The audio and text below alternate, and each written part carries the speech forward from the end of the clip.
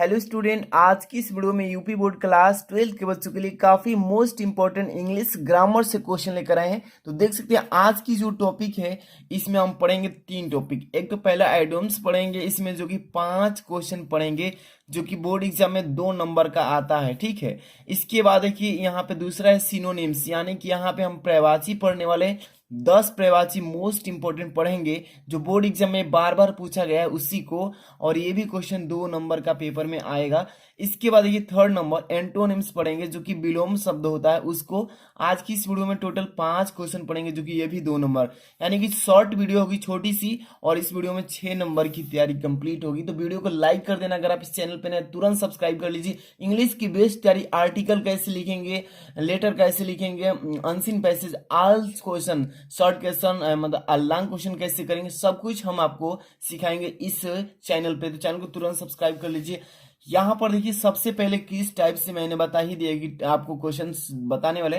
सबसे पहले most important idioms है ना, इसको पढ़ेंगे, यानी कि मुहावरे जो बोर्ड एग्जाम में पूछता है इंग्लिश में, इसको पढ़ेंगे। देख सकते हैं सबसे पहला नंबर, फर्स्ट नंबर यहाँ पे क्या लिखा गया है, टू एंड फ्रू। यहाँ पे फर्स्ट नंबर जो है टू एंड फ्रू, इसका पहले अर्थ लिखना होगा इंग्लिश में ही। ठीक है ना, पेपर में ऐसे दे देगा, पूछ देगा तो आपको इसको पहले अर्थ ही लिखना होगा इंग्लिश में। इसका अर्थ कि बैकवर्ड एंड फॉरवर्ड, इसका मतलब आगे और पीछे होता है। बैकवर्ड एंड फॉरवर्ड का मतलब आगे और पीछे होता है। ठीक है, यहाँ पे हिंदी भी लिख दिया ताकि आपको समझने में कोई भी दिक्कत ना हो। अब यहाँ पे इसका वाक्य में प्रयोग भी कर दिए हैं। देखिए, आई फाइंड हिम ऑलवेज एंड्यूल इन टाल टाक, इसका मतलब क्या कर रहा है कि मैं उसे हमेशा लंबी चौड़ी बातों में लिप्त पाता हूं।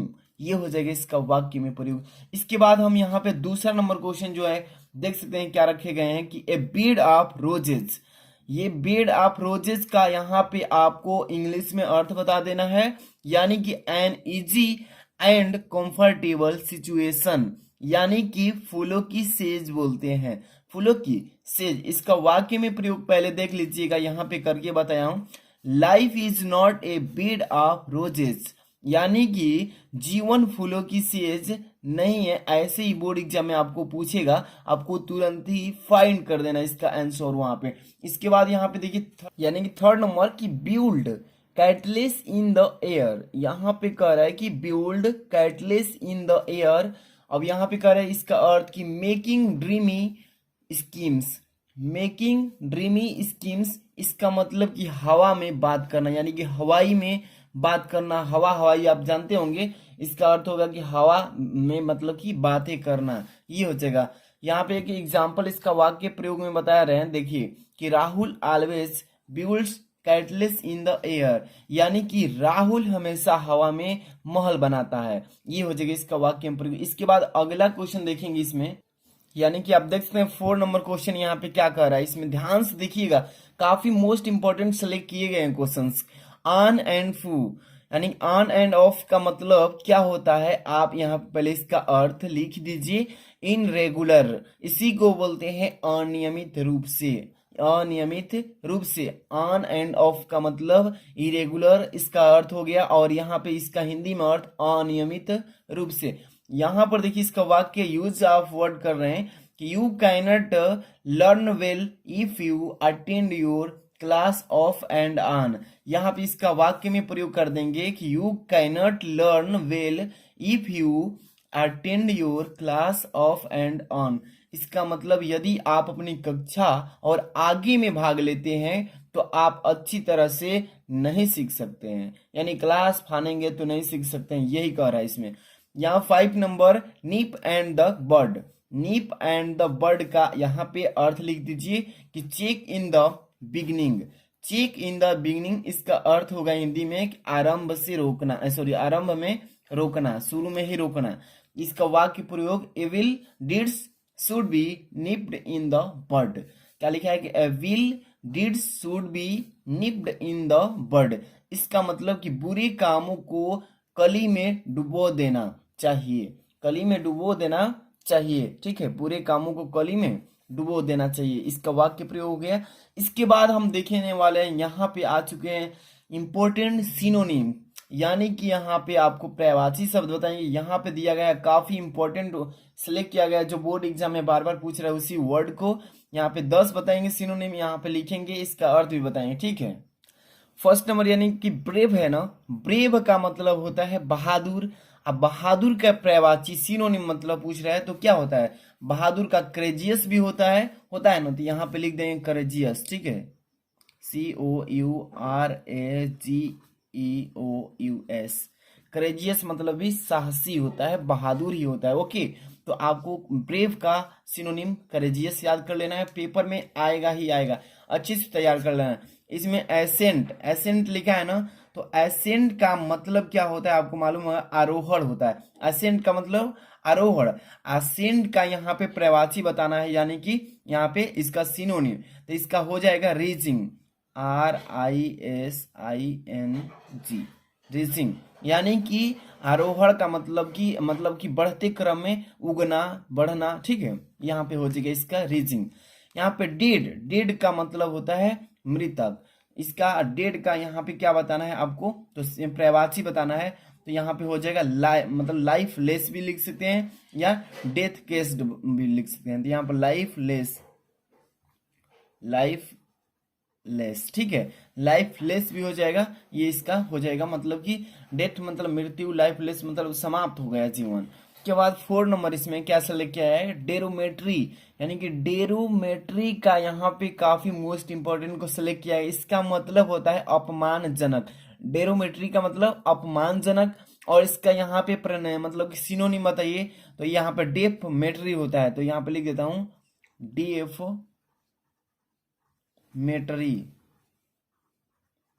डेफमेट्री, इसका भी मतलब होता है अपमानजनक, मतलब बेइज्जती, इसी को बोलते हैं, ठीक है। इसके बाद अगला है फेटल। इसका मतलब फेटल मतलब होता है घातक, फेटल का मतलब घातक होता है। और बहुत सारे बच्चे इसका पूछ रहे थे सर, फेटल मतलब कमेंट करके पूछ रहे थे, इसलिए फेटल का मतलब होता है घातक। यहाँ पर मोर्टल इसका कर देंगे मतलब कि सिनोनिम, मोर्टल, घातक, ये भी हो जाएगा इसका सिनोनिम। इसके बाद अगला है 6 नंबर, ध्यान से देखते रहिए, एक एक क्वेश्चन आप लोगों के लिए काफी मोस्ट इंपोर्टेंट को सिलेक्ट किए हैं। यहाँ पे देखिए हाइड लिखा है, यानी कि 6 नंबर में हाइड का मतलब होता है छिपाना, हाइड का मतलब छिपाना। यहाँ पे इसका सिनोनिम बताएंगे तो यहाँ पे हो जाए कैंसल, CONCEAL। कैंसल का मतलब भी होता है हटाना, छिपाना, मतलब कि दूर कर देना, ये हो जाएगा इसका सिनोनिम। हम्बल, HUMBLE, हम्बल का मतलब होता है विनीत। क्या होता है, विनीत होता है हम्बल का मतलब। और इसका सिनोनिम अगर हम देखें तो इसका होता है मीक। क्या होता है, मीक होता है, MEEK। क्या होता है, मीक। इसका मतलब भी विनीत किसी से करते हैं, अर्ज करते हैं, विनीत करते हैं, ये हो जाएगा मीक। निगलेक्ट का मतलब होता है उपेक्षा करना। निगलेक्ट का मतलब क्या होता है, उपेक्षा करना। और इसी का सिनोनिम अगर हम देखें तो लीव एलोन हो जाएगा, लीव एलोन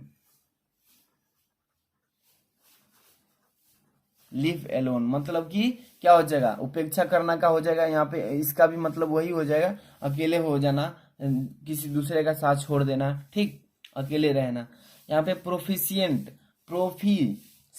का मतलब क्या पूछा है, प्रोफिशिएंट का मतलब प्रवीण होता है, प्रोफिशिएंट का मतलब प्रवीण होता है। इसका यहाँ पे हम सिनोनिम लिखेंगे, इफिशिएंट हो जाएगा, EFFICI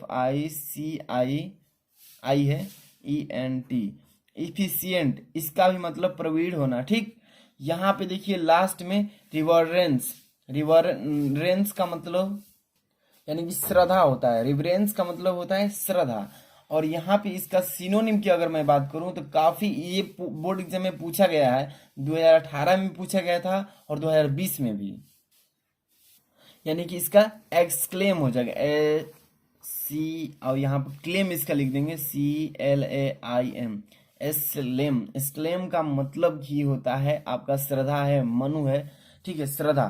तो इतना आप कर देंगे, आप 10 मोस्ट इंपॉर्टेंट बताएं, इसको तैयारी कर ही लेना। इसके बाद आप चलेंगे विलोम शब्द बताते हैं आपको, काफी मतलब 5 ही बताएंगे जो कि मोस्ट इंपॉर्टेंट रहने वाला है। यहाँ पे देख सकते हैं इंपॉर्टेंट एंटोनिम्स, यहाँ पे एंटोनिम्स बताएंगे जो कि बोर्ड एग्जाम में बार बार पूछा जाने वाला एंटोनिम्स है। यानी कि यहाँ पे विलोम शब्द देखेंगे। एडवर्सिटी, एडवर्सिटी का मतलब क्या होता है आपको पहले मैं बता दूं, आपदा होता है। एडवर्सिटी का मतलब आपदा, और इसका यहाँ पे एंटोनिम विलोम अगर हम बताएं तो इसका हो जाएगा प्रोस्पेरिटी। यहाँ पर देखिए प्रोस्पेरिटी, इसका मतलब होता है समृद्धि। इसका विलोम सीधे लिखेंगे, एडवर्सिटी का मतलब आपदा, प्रोस्पेरिटी हो जाएगा इसका विलोम शब्द यानी कि समृद्धि। अब देखिए अब्स्ट्रैक्ट, अब्स्ट्रैक्ट का मतलब होता है सारांश, अब्स्ट्रैक्ट का मतलब सारांश, इसका विलोम लिखेंगे तो एक्चुअल हो जाएगा। क्या हो जाएगा? एक्चुअल। एक्चुअल, एक्चुअल का मतलब होता है वास्तविक, सारांश का वास्तविक, अब्स्ट्रैक्ट का एक्चुअल, मतलब कि ये क्या हो गया? एंटोनिम हो गया। इसके बाद एम्पल देख लेते हैं। यानी कि पहले तो एम्पल का मतलब प्रचुर होता है, और इसका एंटोनिम पूछा है यानी विलोम शब्द एम्पल का, तो ये हो जाएगा मतलब कि आपको मैग्रे बोलते हैं इसको। मैग्रे का मतलब भी होता है अल्प, यानी कि कम होता है। यहाँ पे देखिए लिख देता हूँ, MEAGRE, मैग्रे। ये हो जाएगा इसका मतलब कि अल्प, मतलब कि कम हो जाएगा। यहाँ पे प्रचुर मतलब होता है अधिक, इसका विलोम शब्द हो जाएगा मैग्रे यानी कि अल्प हो जाएगा। चीयरफुल, चीयरफुल का मतलब होता है हंसमुख, चीयरफुल का मतलब क्या होता है? हंसमुख। और यहाँ पर चीयरलेस लिख देंगे तो उदास हो जाएगा। ग्लोमी मतलब भी उदास होता है, तो लिख देते हैं GLOOMY, ग्लोमी का मतलब उदास, ठीक है, दुखी। चीयरफुल मतलब हंसमुख, खुशी। ग्लोमी मतलब उदास, मतलब हो जाएगा, ठीक। इसके बाद है चीप, चीप का मतलब होता है सस्ता, चीप का मतलब क्या होता है? सस्ता होता है। और इसका हो जाएगा डेयर, DEAR, डेयर। डेयर का मतलब होता है महंगा, कीमती, प्रिय। जो प्रिय होगा वही क्या होगा? महंगा होगा। तो ये हो जाएगा इसका डेयर, ठीक है। तो आज की इस वीडियो में मैंने टोटल आपको यहाँ पे 5 एंटोनिम्स बताया है। इसके बाद इधर देख लीजिएगा, यानी कि 10 सिनोनिम बताया है जो कि बोर्ड एग्जाम में आने का काफी इसी में से चांस है। 10 सिनोनिम्स बता दिया। इसके बाद आपको मुहावरा यानी आइडियम्स बता दिए कितने, तो टोटल आपको बताए हैं 5। तो 5 को तैयार कर लेना। यानी कि वीडियो पसंद आई तो लाइक कर देना। इसका PDF भी टेलीग्राम में सेंड कर देंगे। मिलता है नेक्स्ट वीडियो में। Thanks for watching.